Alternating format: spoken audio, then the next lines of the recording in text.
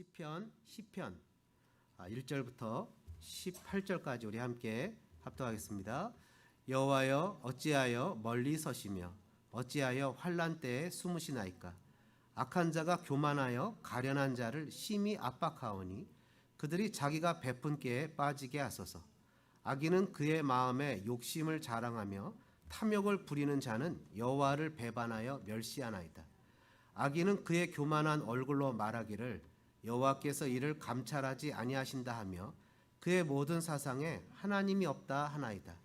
그의 길은 언제든지 견고하고 주의 심판은 높아서 그에게 미치지 못하오니 그는 그의 모든 대적들을 멸시하며 그의 마음에 이르기를 나는 흔들리지 아니하며 대대로 환난을 당하지 아니하리라 하나이다. 그의 입에는 저주와 거짓과 포악이 충만하며 그의 혀 밑에는 잔해와 죄악이 있나이다. 그가 마을 구석진 곳에 앉으며 그 은밀한 곳에서 무죄한 자를 죽이며 그의 눈은 가련한 자를 엿보나이다. 사자가 자기의 굴에 엎드린 같이 그가 은밀한 곳에 엎드려 가련한 자를 잡으려고 기다리며 자기 그물을 끌어당겨 가련한 자를 잡나이다. 그가 굽으려 엎드리니 그의 포악으로 말미암아 가련한 자들이 넘어지나이다. 그가 그의 마음에 이르기를 하나님이 잊으셨고 그의 얼굴을 가리셨으니 영원히 보지 아니하시리라 하나이다. 여호와여 일어나옵소서. 하나님이여 손을 드옵소서. 가난한 자들을 잊지 마옵소서. 어찌하여 악인이 하나님을 멸시하여 그의 마음에 이르기를 주는 감찰하지 아니하리라 하나이까. 주께서 보셨나이다. 주는 재앙과 원한을 감찰하시고 주의 손으로 갚으려 하시오니 외로운 자가 주를 의지하나이다. 주는 벌써부터 고아를 도우시는 이신이다. 악인의 팔을 꺾으소서. 악한 자의 악을 더 이상 찾아낼 수 없을 때까지 찾으소서. 여호와께서는 영원 무궁하도록 왕이시니 이방 나라들이 주의 땅에서 멸망하였나이다. 여호와여 주는 겸손한 자의 소원을 들으셨사오니 그들의 마음을 준비하시며 귀를 기울여 들으시고 고아와 압제당하는 자를 위하여 심판하사 세상에 속한 자가 다시는 위협하지 못하게 하시리이다. 아멘. 우리 한번 따라해 보실까요? 신앙과 현실의 갈등. 여러분 신앙이 자라나는 거 여러분 알고 계십니까? 내가 신앙도 자라난다 이렇게 말씀드렸죠. 성경에서 보니까 젖먹이 신앙이 있고 단단한 음식을 먹는 그런 신앙이 있어요. 그렇죠? 신앙도 이렇게 젖만 먹어야 되는, 그래서 막 이런 영적인 거, 깊은 거, 그리고 부담되는 거, 그리고 책망 이런 것들은 견디지 못하는 신앙이 있고요. 반면에 단단한 거, 깊은 거, 그리고 어떤 고난과 고통과 역경도 이겨낼 수 있는 그런 단단한 것을 먹는 신앙이 있습니다. 성경에서 이 젖 먹는 신앙에서 단단한 음식을 먹는 신앙으로 자라지 못하는 것에 대해서 책망도 합니다.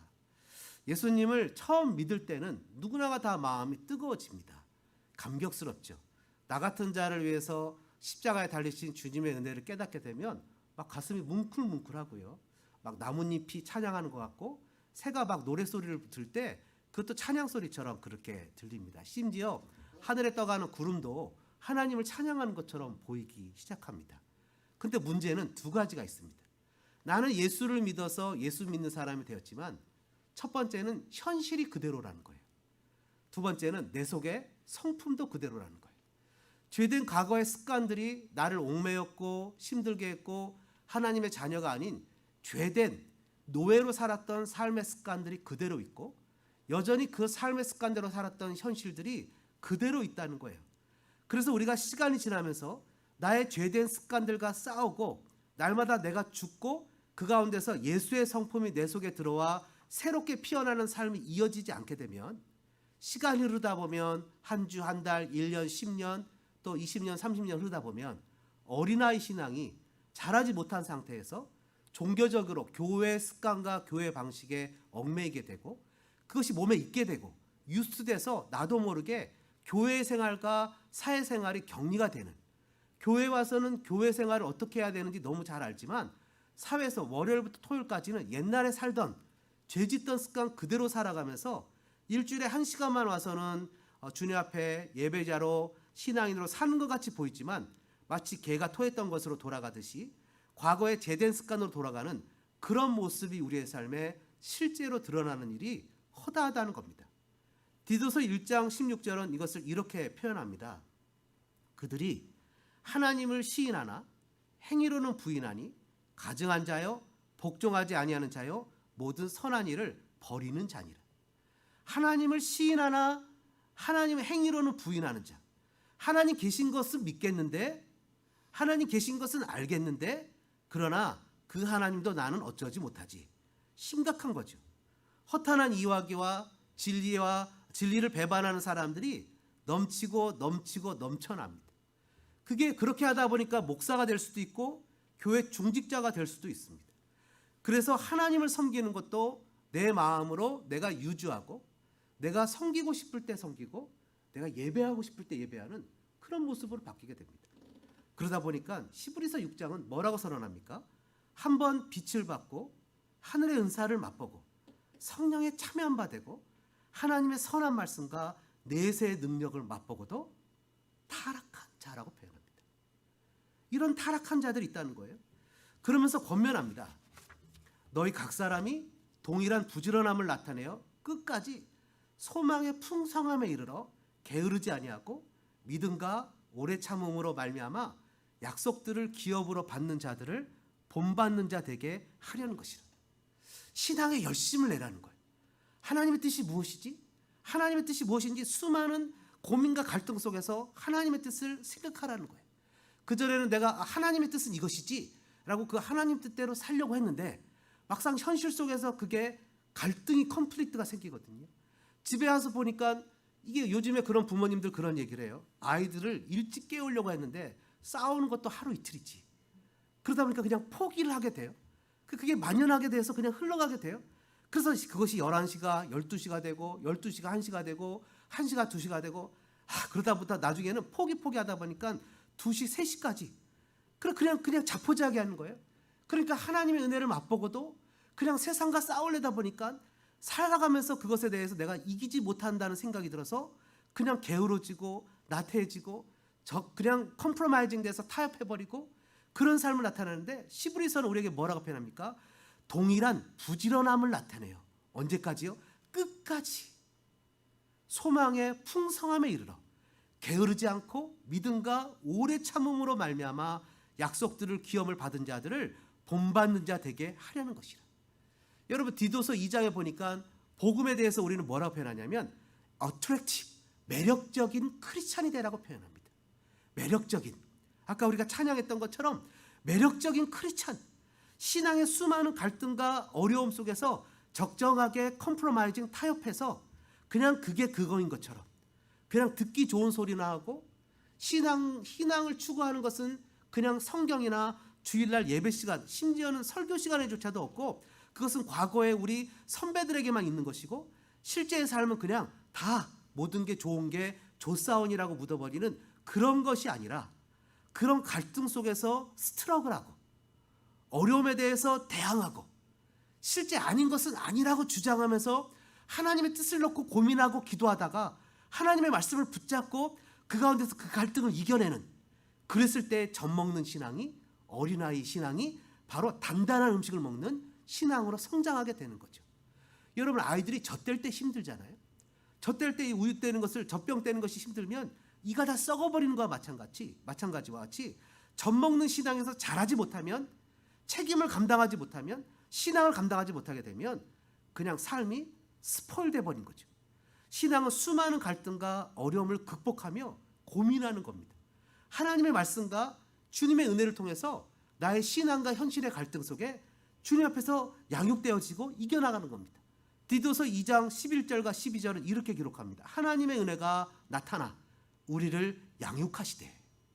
하나님의 은혜가 우리를 양육하시는 거예요. 논리와 어떤 정황이나 상황이나 그 조건이 아니라 하나님의 은혜가 우리를 양육하시는 거예요. 고난이 오거나 갈등이나 불합리한 어려움이 올 때, 불공평한 일들이 와서 공의와 평등이 사라지게 될 때, 또한 악인이 득세하고 믿는 사람들이 어려움을 겪고 우리의 마음에 수많은 고민들과 어려움이 올 때 그 모든 것을 넉넉하게 이기고도 남게 하시는 것은 바로 하나님의 은혜라는 거죠. 하나님의 은혜가 우리의 마음에 갈등을 이기게 하고 그런 갈등쯤은 전혀 문제가 되지 않도록 우리를 성장시키는 거예요. 여러분 코로나19 바이러스가 터졌을 때 어떤 성도님이 그런 얘기를 합니다. 목사님, 그것 때문에 마음이 너무 수축이 됐다는 거예요. 그냥 너무 두려운 마음이 들어서 밖으로 나가는 것도 두렵고 예배드리러 가는 것도 두렵고 너무 두렵다는 거예요. 근데 생각해 보니까 생명이 하나님의 것이었고 주님이 우리를 여지까지 보호하시고 인도하셨는데 이것은 도대체 하나님 나를 이끄신다면 이게 무엇이 두렵겠냐는 마음이 들어갔다는 거예요. 여러분, 그러면서 요즘에 저희 노예 중에 목사님 한 분이 필리핀 나한자촌에서 사역을 하시는 분이 계세요. 그럼 그분이 과연 어떻게 사역을 할 수 있을까? 그 소록도에 가서도 사역을 하셨던 분인데 어떻게 사역을 하실 수 있을까?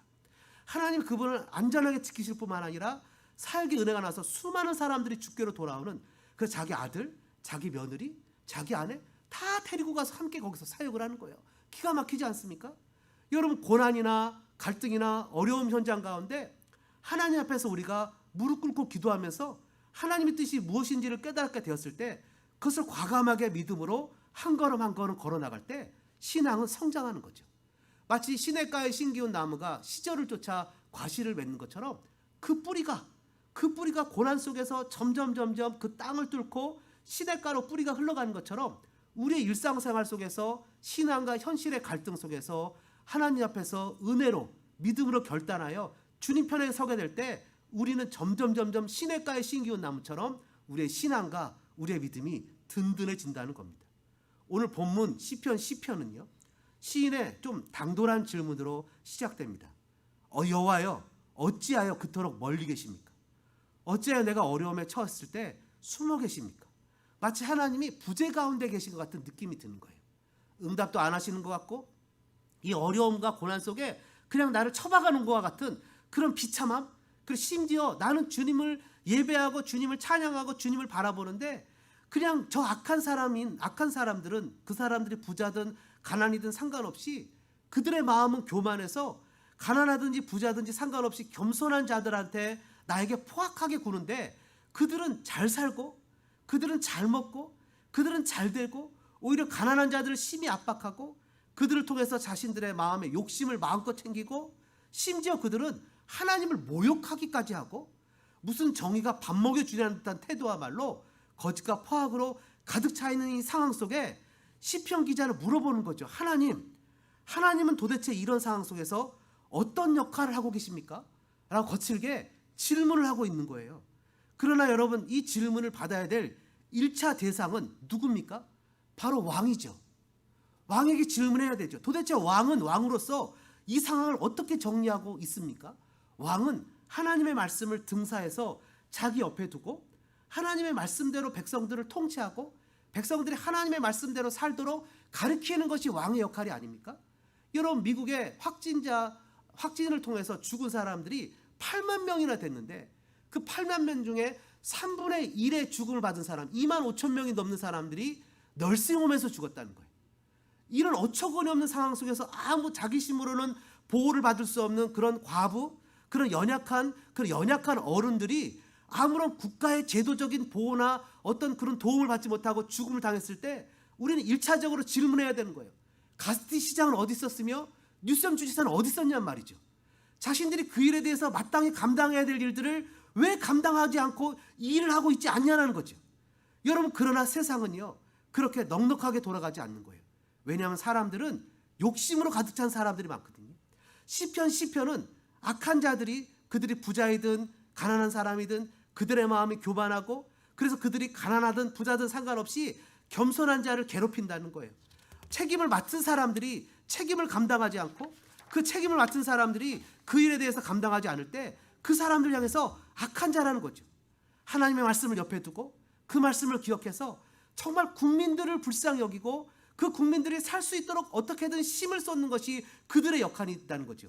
하나님께서는 하나님의 뜻을 직접 펼치시는 것이 아니라 하나님은 대부분 사람들을 통해서 자신의 뜻을 펼치신다는 것을 기억해야 된다는 거예요. 책임을 맡은 목사, 책임을 맡은 장로님, 책임을 맡은 직분자, 책임을 맡은 교사, 책임을 맡은 사람들을 통해서 하나님의 사랑을 전달하실 뿐만 아니라 하나님은 책임을 맡은 정치 지도자들과 경제 지도자들을 통해서 하나님의 뜻이 나타나도록 세상을 주관하고 세상을 통치하고 세상을 다스리신다는 거예요. 그러나 정의와 공평을 실현해야 될 세상의 지도자들이 교만해서 하나님의 뜻을 저버리고 채워지지 않는 자신의 욕심을 채우기에 마음이 겸손한 사람들을 착취하고 연약하고 나약한 사람들을 착취하고 그들을 자신의 그냥 기쁨의 거리로 만드는 것이 문제라는 겁니다. 실은 인류 역사상 통틀어 백성들에게 국민들에게 정의와 공평을 실현되도록 정치했던 왕은 거의 없었던 것 같습니다. 오늘 신앙과 현실의 갈등인데요. 한번 따라해 보실까요? 신앙과 현실의 갈등. 여러분, 왜 신앙과 현실의 갈등이 있습니까? 첫 번째, 오늘 본문에 보니까 악인이 있기 때문이다 이렇게 표현합니다. 악한 자가 있다는 거예요. 악한 자. 2절에 보니까 악한 자가 교만하여 가련한 자를 심히 압박하오니. 악한 자가 있다는 거예요. 3절에도 악인은 그의 마음에 욕심을 자랑하며 탐욕을 부리는 자는 여호와를 배반하고 멸시한다는 거예요. 4절에도 악인은 그의 교만한 얼굴로 말하기를 여호와께서 이를 감찰하지 아니하신다 하며 그의 모든 사상에는 하나님이 없다 하나이다.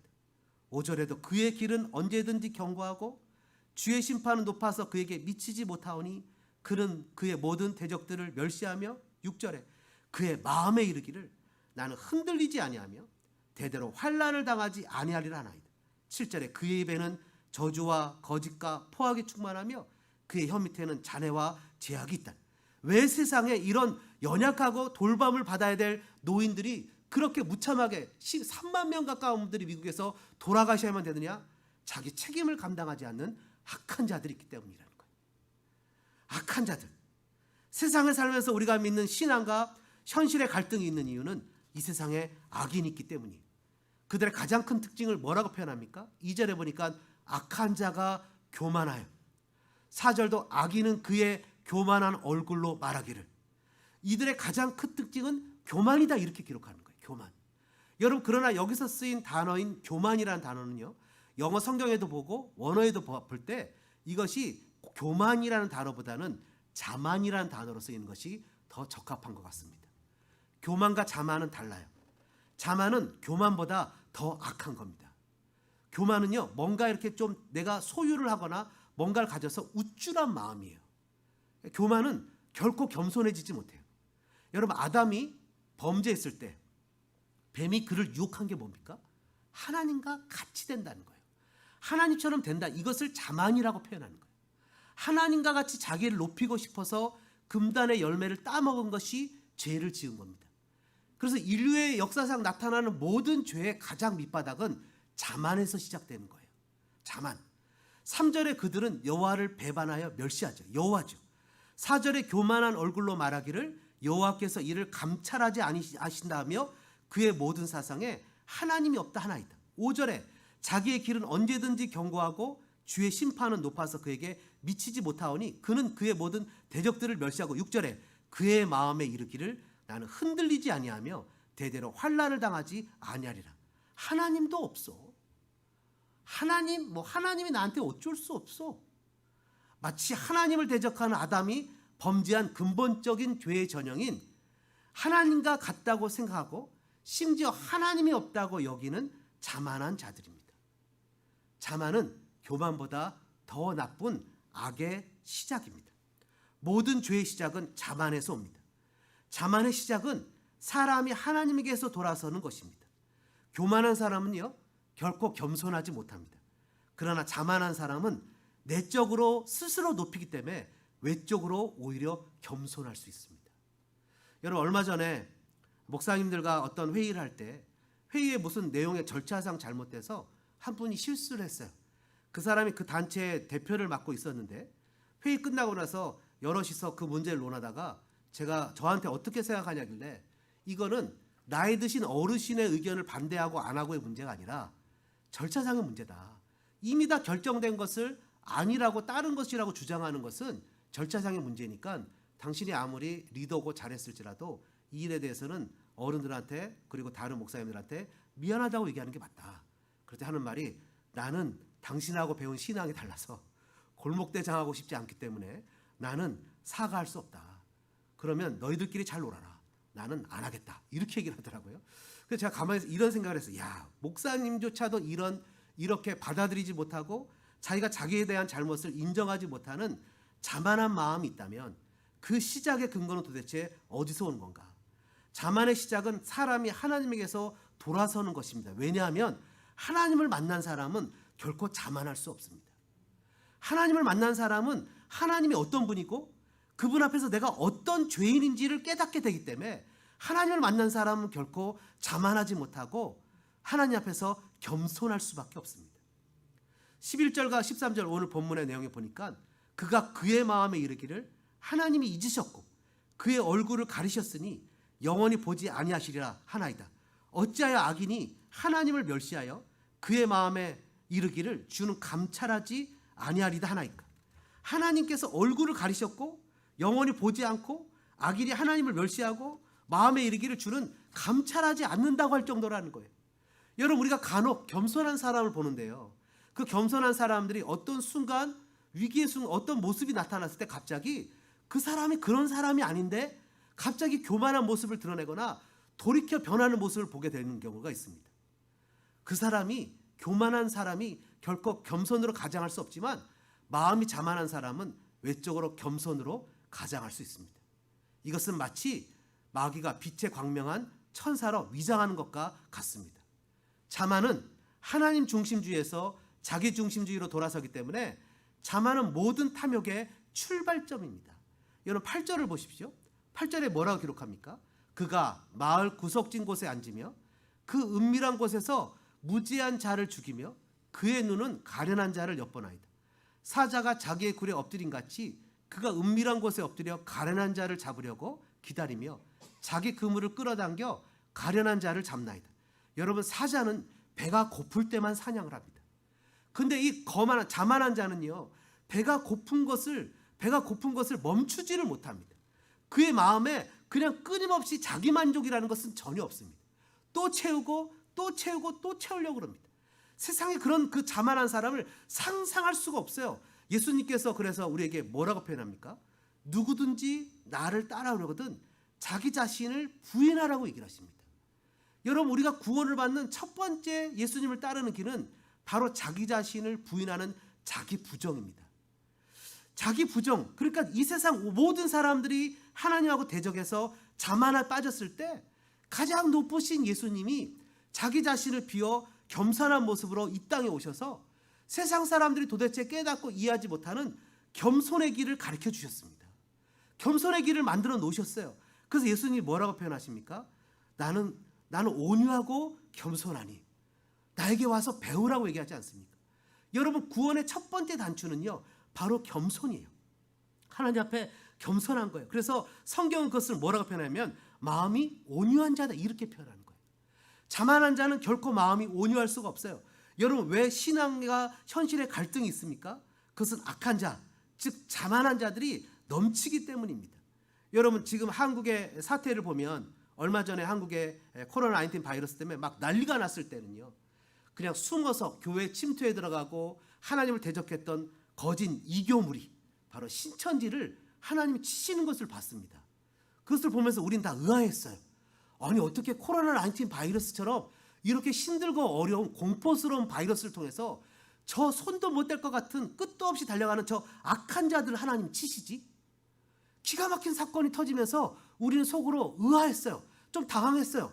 그럼 신천지를 향해서 막 쫓아가는 이재명, 이런 박원순 이런 분들이 막 쫓아가서 문을 두들기고 그들의 법인을 취소하고 명단을 공개하라고 막 이런 것들을 보면서 우리의 마음이 어떤 면에서는 좀 속이 시원했어요. 근데 그러고 나서는 시간이 흘러서 교회도 같은 값으로 넘어가나 하면서 교회가 핍박을 당하고 나이트클럽이나 주점들은 문을 여는데 교회를 향해서 마치 그냥 그 코로나19 바이러스의 온상인 것처럼 영입을 받는 그런 어처구니 없는 일이 있었어요. 그래서 우리가 기도했죠. 하나님, 우리는 그러지 않은데 세상 사람들이 왜 그러죠? 근데 여러분, 한국에서 또 사건이 터졌어요. 깜짝 놀랐어요. 이태원 나이트클럽이 저 몰랐는데 게이바더라고요. 1900명이나 모였어요. 게이바에. 근데 거기에 지금 코로나19 바이러스의 확산지가 됐어요. 문제는 이 사람들이 다 밝히지 않으려고 하는 거예요. LA 타임즈에 났다네요. 뭐라 났냐면 한국에서 원치 않는 강제 커밍아웃이 시작됐다. 자기가 그냥 그 동성애자인데 숨기고 뭐 앞으로 어떤 명단이 어떻게 나올지 모르겠어요. 하나님께서는 그냥 지금 한국의 시청 앞에 코로나19이 없었으면 개의 축제 한다고 난리가 났었겠죠. 근데 그것도 멈추고 이 코로나19를 통해서 그것도 멈추고 심지어는 동성애자들마저도 하나님을 만지시는 그런 기가 막힌 사건들이 나타나는 것이 아니겠습니까? 여러분 지금 이런 세상의 여러 가지 일련의 사태를 보면서 우리가 깨달을 수 있는 것은 뭡니까? 하나님의 심판이 이미 시작되었다. 하나님의 심판이 시작되었다는 거예요. 주님의 심판은 마지막 예수님의 재림 때에만 나타나는 것이 아니라는 거죠. 여러분 에스더서를 여러분 잘 아시죠? 에스더에 보면요, 모르드게라는 사람이요 에스더를 잘 양육하고 자랍니다. 그를 얼마나 이쁘고 아름답게 키웠는지 어느 날 그 왕의 왕비가 되는 그런 기가 막힌 은혜를 누리게 됩니다. 에스더가 왕의 사랑을 받고 총명을 받습니다. 근데 하만이라는 사람은 에스더 이 여인이 유대인인 것을 몰라요. 근데 평상시에 자기에게 인사를 안 하는 모르드게가 얼마나 얄미운지 이 모르드게와 유대인들을 다 죽이기로 결정하고 왕의 칙령을 빌려서 날을 정합니다. 그 날이 되면 불임절인데 하루 동안 이 유대인들을 마음껏 죽일 수 있고 마음껏 탈취할 수 있고 마음껏 빼앗을 수 있는 날을 정합니다. 이 날이 가까울수록 모르드게와 모든 사람들을 기도하는데 에스더는 가만히 있는 거예요. 하나님이 이 모르드게가 에스더를 찾아갑니다. 만약 네가 이 유대인이 아닌 척 그 자리에 가만히 있어서 네가 혹시 살런지 모르겠지만 우리는 다 죽을런지 모르겠지만 하나님이 너는 죽이고 우린 다 살릴 거다. 오늘날 네가 그 자리에 있는 것은 이때를 위한 것인지 어떻게 알게 되냐. 에스더가 그때 얘기하죠. 내가 죽으면 죽으리라. 나를 위해서 기도해달라, 금식해달라 하고는 에스더가 파티를 열고 왕에게 나가면 죽는데 감히 왕 앞에 나가서 파티가 있다고 오라고 하만도 초대를 하죠. 그러고 나서는 하나님이 기가 막힌 타이밍에 하만 앞에서 이 에스더가 얘기하는데 마치 저 앞에서 왕이 오는 모습에 하만이 에스더를 덮치는 듯한 그런 모습으로 보이게 하시는 거예요. 그래서 이 하만은 그 자기가 이 모르드게를 달려고 했던 장대에 달리게 되고 날이 바뀌어서 유대인들이 마음껏 자기를 힘들게 했던 사람들을 도륙하고 그런 원한을 갚을 수 있는 날로 인생 역전의 날을 만드시는 하나님의 축복을 시작하셨다는 거예요. 심판이 나타나는 거죠. 14절에 보니까 뭐라고 썼습니까? 주께서 보셨나이다. 주는 재앙과 원한을 감찰하시고 주의 손으로 갚으려 하시오니 외로운 자가 주를 의지하나이다. 주는 벌써부터 고아를 도우시는 이시니. 여러분 이 세상이 이렇게 신앙과 현실의 갈등이 있는 이유가 뭐라고요? 악한 자가 있기 때문이에요. 두 번째는 뭐라고요? 한번 따라해 볼까요? 신앙과 현실의 갈등. 왜 그럴까요? 하나님의 심판이 있기 때문입니다. 우리는 본시를 통해서 신앙과 현실 사이에 발생하는 긴장을 보게 됩니다. 신앙은 악인들이 올무에 걸릴 것이라고 얘기합니다. 9장 15절에 보니까 뭐라고 기록합니까? 이방 나라들은 자기가 판 웅덩이에 빠지며 자기가 숨긴 그물에 자기 발이 걸렸도다. 여호와께서 자기를 알게 하사 심판을 행하시며 악인은 자기가 손으로 행한 일에 스스로 얽혔도다. 이렇게 얘기하지만 실제 우리가 살아보면 그렇습니까? 여러분 인생에서 실제로 걸리는 것은 연약한 자들입니다.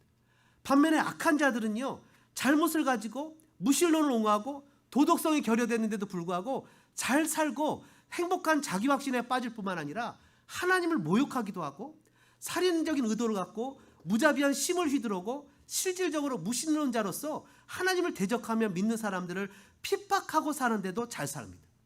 이런 문제 가운데 신앙과 현실 사이에 이런 일을 경험하는 성도들, 바로 이런 코로나19 바이러스에 무기력하게 당하고만 있는 오늘 저와 여러분의 삶에 가난한 자, 고아와 압제당하는 자, 겸손한 자라고 표현되는 오늘의 신앙인들은 도대체 어떻게 대책을 가지고 어떻게 이 일을 감당해야 되겠습니까?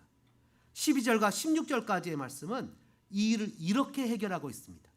여호와여 일어나소서. 하나님이여 손을 드옵소서. 가난한 자들을 잊지 마옵소서.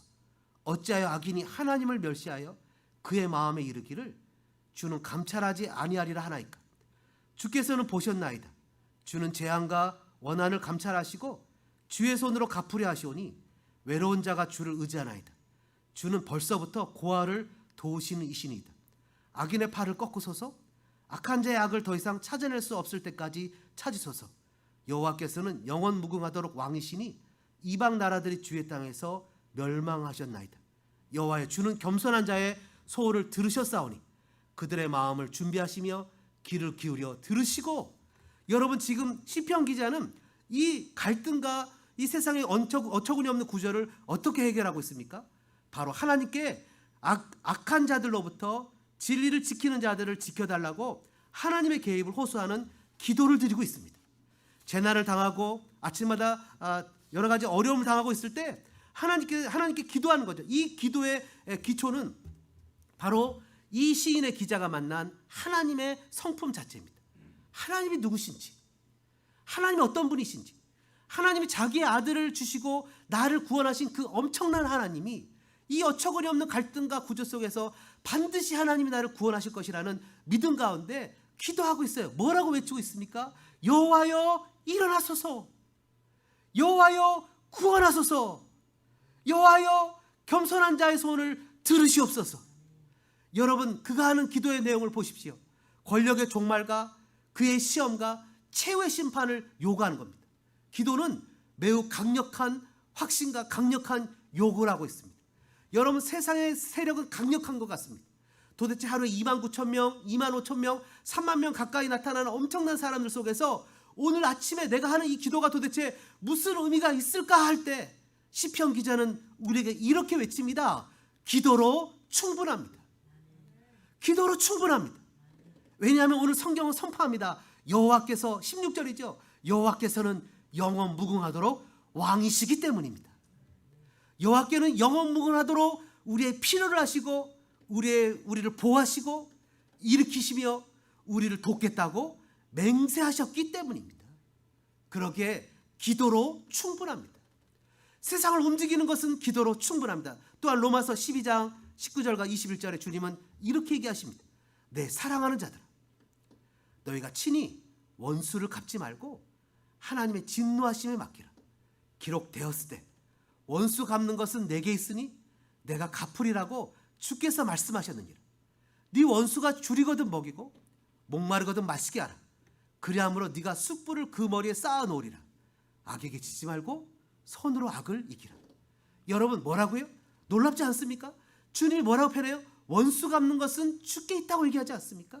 여러분, 우리가 지금 한국의 동성애가 이번 기회에 좀 끝장났으면 좋겠다, 이런 마음이 들어가서 하나님 이번 기회에 동성애자들이 다 코로나19 바이러스에 걸리게 해주세요 라고 얘기하는 것이 아니라 성경은 뭐라고 써 있어요? 악에게 지지 말고 손으로 악을 이기라. 하나님, 그들을 불쌍히 여기셔서 빨리 검사를 받게 하셔서 확진자가 더 늘어나지 않도록 조국 대한민국을 지켜주옵소서. 하나님, 가세티와 뉴섬 주지사가 정신을 차리고 그들이 일을 할 수 있도록 주님 그 마음에 감동을 주셔서 널스홈에 있는 어른들을 보호할 수 있도록 하나님 도와주시옵소서. 주님, 이 나라가 파퓰리즘에 빠지는 것이 아니라 인기주의에 빠지는 것이 아니라 정말 일하는 지도자들을 세워주시고 트럼프가 뉴섬이 가세티 시장이 정말 우리를 위해서 일할 수 있도록 주님 은혜를 베풀어 주시옵소서. 여러분, 놀랍지 않습니까? 그랬을 때 뭐라고 표현하냐면 그 원수에게 우리의 선이 그 머리에 숯불을 쌓아놓는 것이라고 성경은 이야기한다는 거예요. 또한 시편 73편에 가면요, 아삽이 고민합니다. 하루 종일 마음이 아파요. 마음이 너무 아프고 현실이 너무 괴로워요. 자기는 무죄한데 어려워요. 악인들은 항상 평안하고 재물이 불어나고 또 종일토록 자기는 재난을 당하는데 아침마다 징벌을 당하는데 생각하니까 너무 괴롭고 억울하고 고통스러워요. 근데 그가 시편 73편 17절 이하에 이렇게 고백합니다. 하나님의 성소에 들어갈 때야 그들의 종말을 내가 깨달았나이다. 주께서 참으로 그들을 미끄러운 곳에 두시며 파멸에 던지시니 그들이 어찌하여 그리 갑자기 황폐되었는가.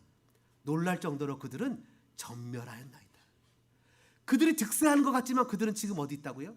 미끄러운 곳에 두셨다는 거예요. 그들이 정말 잘 될 것 같지만 내가 하나님의 성소에 가장 은밀한 하나님과 교제하는 장소에 들어갔을 때 바로 하나님과의 교제 가운데 만났을 때 하나님의 뜻을 깨달았다는 거예요. 그들의 심판이 눈앞에 이르렀다는 거예요. 그래서 그가 바로 이어서 어떤 노래를 부르죠? 시편 73편에 하늘에서는 주의 누가 내게 있으리요 땅에서는 주밖에 내가 사모할 리 없나이다. 여러분, 하박국 선지자가 하루는 막내에 올라가서 너무나 답답한 마음 가운데 하나님 앞에 외칩니다. 하나님, 정의는 어디 갔습니까? 하나님, 공의는 어디 갔습니까? 도대체 왜 이 세상이 이렇게 불의하고 타협이 넘쳐납니까? 라고 했을 때 그가 하나님을 만나게 됐을 때 그가 기도하죠. 뭐라고 기도합니까? 우리의 양이 없고 외양간에 소가 없고 그런 무화과 나무잎이 없을지라도 나는 누구로 인해서 즐거워해요? 바로 여호와 하나님으로 인해서 나는 즐거워하리로다. 그러면서 고백하잖아요. 의인은 여호와로 말미암아 살리라. 의인은 여호와를 믿는 믿음으로 산다는 거예요. 여러분, 그런데 하나님께서 우리들이 이 땅에 살아갈 때 고난을 당하고 역경을 당하고 어려움을 당하고 때로는 억울한 일을 당할 때 왜 저런 악인들은 잘 되게 하시는가? 그 이유가 뭐죠? 요한계시록 6장 9절부터 11절에는 그 이유를 이렇게 설명합니다. 하나님의 말씀과 그들이 가진 증거로 말미암아 죽임을 당한 영혼들이 제단 아래에 있어 큰 소리로 불러 이르되 거룩하고 참되신 대주제여, 땅에 거하는 자들을 심판하여 우리 피를 갚아주지 아니하시기를 어느 때까지 하시리 하나이까 하니 각각 그들에게 신 두루마기를 주시며 이르시되 아직 잠시 동안 쉬되 그들의 동무 종들과 형제들도 자기처럼 죽임을 당하여 그 수가 차기까지 하라 하시더라. 여러분, 하나님의 제단 앞에서 막 기도하는 거, 하나님, 이런 어처구니 없는 억울한 일을 당했는데 아직도 저 악한 자들을 살려두시는 이유가 뭐죠? 했더니 뭐라냐면 흰색 두루마기를 주시면서 뭐라고 표현해요? 잠시 동안 쉬어라. 예수님이 우리가 왜 하나님 우리 억울함을 들어주지 않죠? 너 안 들어줄 거야가 아니라 뭐라고요? 잠시 동안 쉬고 있어라.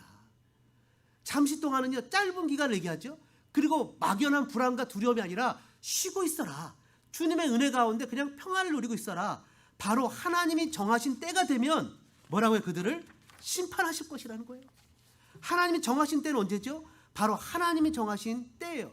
이것은 하나님께서 순교자의 수를 정해놓고 그 수까지 차기를 기다리신다는 것이 아니라 바로 한 명이라도 더, 베드로서에 나오는 것처럼 한 명이라도 더 예수님을 믿기를 원하는 것을, 한 명이라도 주님을 믿기를 원하는 것을, 그것을 표현하시는 표현이라고 우리가 생각해야 되는 거죠. 하나님의 나라가 완성될 때까지 한 영혼이라도 더 주님 앞에 돌아오기를 원하는 마음으로 우리에게 맡기주신, 우리에게 허락하신 그 순교자적인 정신으로 충성을 다해서 복음을 전하며 하나님의 사람들을 불러들여야 되는 우리의 사명을 깨닫도록 하시기 위해서 우리에게 그 기간을 허락하셨다는 거예요. 사랑하는 믿음의 도격자 여러분, 우리는 순교자적인 정신으로 살아야 함을 기억해야 됩니다. 우리는 마지막 시대를 살아가고 있다는 것을 기억해야 됩니다.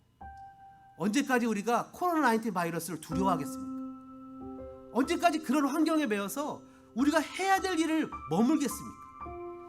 오늘 우리가 다시 한번 그런 일들을 생각해 보지만요, 한국은 신천지가 엄청난 코로나19 바이러스에 걸렸어요. 동성애자들 때문에 지금 한국이 핵폭탄이 터진 듯한 불안과 초조감에 걸렸어요. 마치 죄악의 온상인 양, 코로나19 바이러스의 전염의 온상인 양 외쳤던 교회들은 거의 확진자가 없었어요. 여러분, 하나님 앞에서 예배하는 일을, 하나님 앞에서 믿음으로 나가는 일을 언제까지 주저하고 언제까지 신앙에 머물러서 그런 자리에 머물러서 내가 그냥 감춰진, 그냥 숨어있는 자리에 멈춰지겠습니까? 성경 우리에게 목숨을 내놓고 충성된 증인으로 살라고 이야기를 합니다. 그 마음으로 복음을 전하라고 얘기를 합니다. 충성된 종들이 되라고 얘기를 합니다. 마지막 시대에 주님이 왜 저 악한 자들이 득세하고 믿는 성도들에게 이 어렵지만 이때를 하나님께서 보존하고 쉬라고, 조금만 기다리라고 얘기하십니까? 바로 믿음의 사람들이 많은 사람들을 전도해서 주님께로 이끄는 기간을 주님이 허락하시기 위함입니다. 주님께서 말씀하셨잖아요. 원수가 밤새 와서 좋은 곡식 사이에 가라지도 뿌려놨는데 그것을 추수꾼한테 얘기해서 다 그냥 추수할까요? 놔두라. 그러다가 가라지를 뽑다가 알곡도 다칠까? 마지막 때에 추수꾼을 불러다 내가 정리하겠다고 얘기하시잖아요. 저 악인들이 세상에 득세하기 때문에 우리의 신앙과 우리의 현실에 갈등을 일으키고 있습니다. 이 기간은 저들에게는 심판을 쌓아놓는 기간이지만 우리들에게는 복음을 전하는 기간이라는 거예요. 그렇다면 하나님, 왜 이렇게 억울한 일 있죠? 하나님, 내가 어려움 당할 때 어디 계셨죠?